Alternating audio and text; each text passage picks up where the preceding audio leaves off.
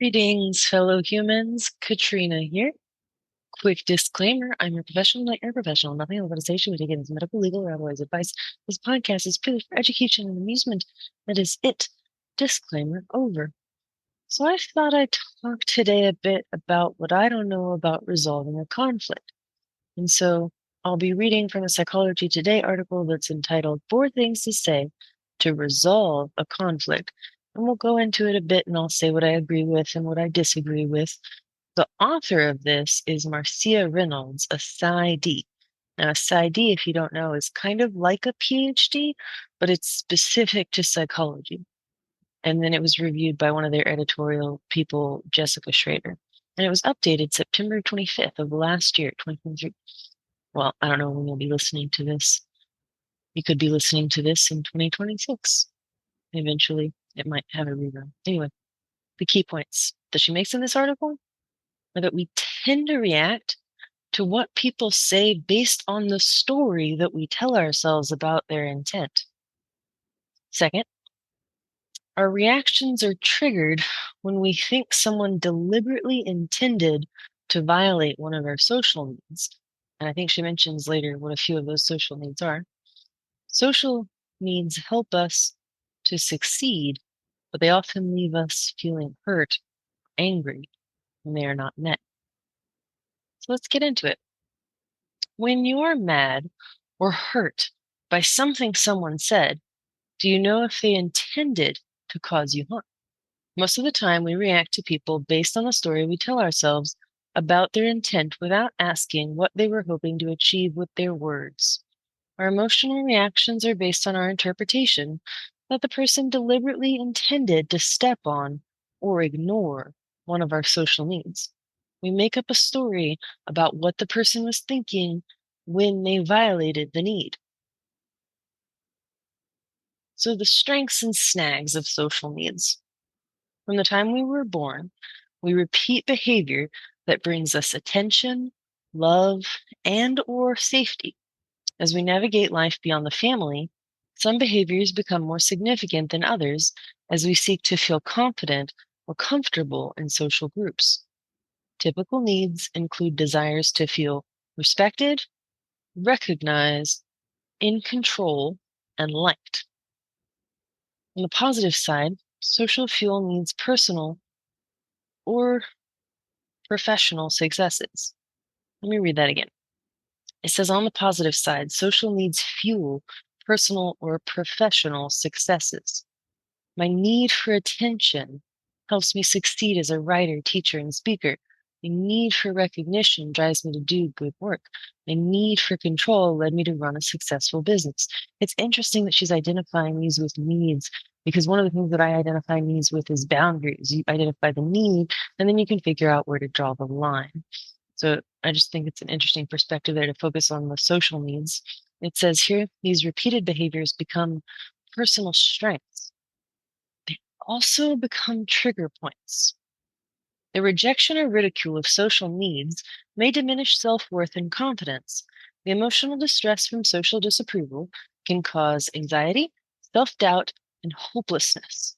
The depth of the distress is often related to culture, religious values, and expectations of significant others. Some people never earn the acknowledgement they crave. I'll give an example, side note. If somebody gets straight A's in school and they come home and their parent is like, well, that's what you're supposed to do, then those A's aren't such a big achievement anymore. It says here, we all want to be seen, understood, cared for, and valued for what we know, what we do, and who we are. We take it personally when our strengths, contributions, or talents are not acknowledged. We feel violated when someone crosses a boundary that impacts our sense of safety, honor, and order. Depending on the situation, our reactions to not getting our needs met range from hurt to rage. Anxiety is the fear that a need woven into our identity will not be met. That was an interesting statement that I don't know if I 100% agree with. Her saying anxiety is the fear that a need woven into our identity will not be met. Interesting one to think on.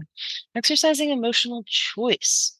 So think about the last time you felt irritation, anxiety, or wounded. Think about the last time you felt irritation, anxiety, or wounded while interacting with others. What did you expect to get that was withheld or disregarded? What about when you led a team meeting or your work with a new client that didn't go as you had hoped? Did you feel incompetent, useless, insulted? Consider what you thought you were losing so you might be more objective with your reactions in the future. Don't be embarrassed or upset with your impulse to defend yourself, convince others, or shut down. When you have a moment to reflect on your reaction, be curious about what transpires so you can learn from the experience. Acknowledging what you thought you needed but didn't get can begin to weaken the control the need has over your brain.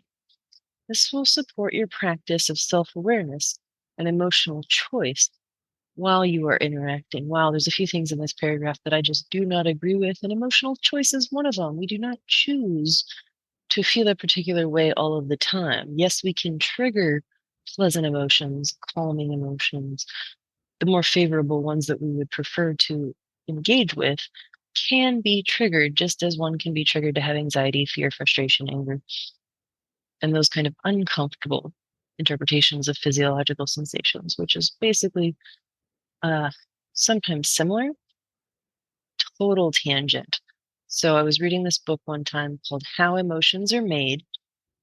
And in that book, she talks about how the physiological sensations for the two emotions of anxiety and excitement are exactly the same.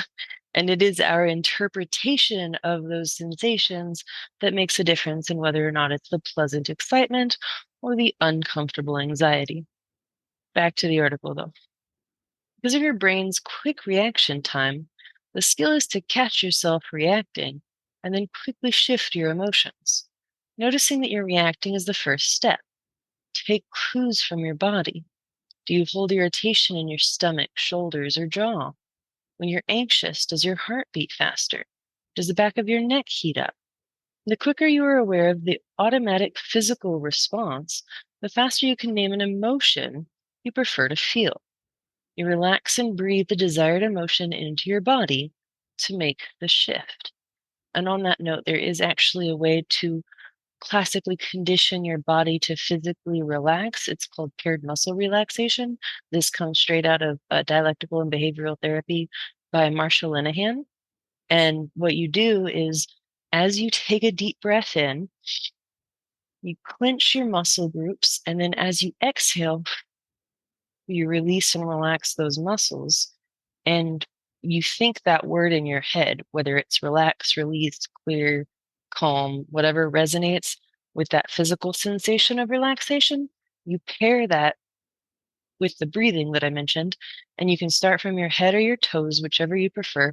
I think in the book it says start with the small muscle groups in your hand, so clenching the fist and taking a deep breath in, and then exhaling and releasing, letting those go as you think that word. Back to, I've got a lot of tangents today. Back to the article. Developing the mental habit of noticing and shifting your emotions takes time. Consistent practice makes you consistently better. Improve your emotional awareness by setting your phone alarm to go off 3 times a day for 2 weeks to remember to ask yourself, what am I feeling? Is there something else I'd rather feel right now? That's a really good question. To become aware of what we're experiencing in the moment does give us the opportunity to be mindful about our next behavioral choice. So she goes on to say, bringing social needs into the conversation. When a significant need is disregarded or ridiculed, you react with some degree of anger or stay silent, filled with hurt and self-doubt. You may counterattack or keep your pain to yourself. Even if you pretend nothing happened, you may never forgive the transgression, further damaging trust in the relationship. The following is a list that includes some of the most common emotional triggers, meaning you react when you feel as though you aren't getting or will not get a need that is very important to you. So here's that list. Be accepted, be respected, be liked, be understood, be needed, be treated fairly, feel loved, feel important, feel safe. That's a big one, feeling safe. Be included, effort/desire recognized. And lastly, knowledge/experience valued. So the 4-sentence formula to set boundaries and reduce conflict, making an assumption that someone meant to disrespect you or your need could escalate into an argument. When you feel your emotions triggered, ask if you can share what you're experiencing. If the person is open to hearing your thoughts, use this 4-sentence method to de escalate the conflict. Now, I'm going to go into these 4 and then I'll go into what I disagree with about them. Number 1, this is what I heard you say. Repeat the words that the person said. Say it in 1 or 2 sentences. Don't add your interpretation or assumption of meaning. 2, I felt you didn't blank. This is where you state the need you didn't get. Share the need you feel you didn't get, such as respect, appreciation, or a judgment-free, safe conversation. 3, my hope is that we can talk about what we both need to strengthen our relationship. State what you hope will happen as a result of an open conversation. Lastly, number 4, in the future, I would like you to blank. Is there something you need from me? And this final statement is your request for how you'd like your need to be met in the future. The example it gives is when you interrupted and said my idea would never work, I felt you cut me off with no explanation.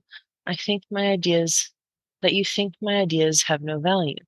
Can we talk about how we can interact in a more productive way in the future? I'm happy to hear you responding, and any ideas if you let me finish my thoughts first. Is there something you would like me to do differently? That example is all over the place. We'll get back to it. Lastly, she writes, you may feel vulnerable when you share your feelings and needs, but it is better than staying angry or hurt. The person might respond defensively, but can't deny the impact their words had on you. Ideally, the person will hear you and be more attentive to your needs in the future. Hopefully, they will share what they need as well. And that concludes the Marcia Reynolds section of this. Now on to the Katrina Mondragon section, where I think number 2, the I felt you didn't, is a bit of a you statement as well as a thought rather than a feeling. So those are the 2 problems with that statement that I have, is that I feel should be followed by an emotion word, or I felt a past emotion that was being experienced. I felt you is a thought that I have about you. Maybe it's about your emotions, maybe it's about your thoughts, maybe it's about your behavior, but it's a thought or a story that I'm telling myself about what you did. So rather than put it on you, you didn't respect me, you didn't appreciate what I was trying to say, maybe acknowledge what's actually going on for the individual, which in that case, with those 2 examples of respect and appreciation, I felt disrespected. I felt underappreciated about blah, blah, blah, because blah, blah, blah. And so slight shifts in language like that can make a difference in how we come off to the other person. You statements sometimes increase or escalate the tension in the room because the person hears it not necessarily as an attack, but something that needs to be defended. So they might feel misunderstood or they might feel attacked. And then they get defensive. Well, I wasn't disrespectful. You were disrespectful. And then it just becomes a back and forth. And so I disagree with number 2, saying I felt you didn't blank, just because of the fact that it's a you statement. and it's not an emotion-based using that felt word, feeling word, those need to be followed by emotions, in my opinion. And then the example. Oh, when you interrupted, how about when I was interrupted? I felt you cut me off with no explanation. That may have been exactly what happened and not a feeling, so that can be described as a statement. When I was cut off with no explanation, or just simply when I was cut off, I felt my needs have no value. So that little tweak in that can make a difference and make it a little less uh, emotionally charged. That's what this example exudes for me, is an emotionally charged interaction. And what you want to do is physiologically self-soothe to kind of bring down the emotional intensity before you ever communicate. And so I think of these words: stop, breathe, then I have time to think. And only after I think a little bit, then I have time to act. And sometimes that might be speaking. So that's all I have to say in my disagreement with that article. The rest of it was pretty good. If you enjoyed today's episode, click the button on the website to support the show. And remember, I appreciate each and every one of you simply for existing.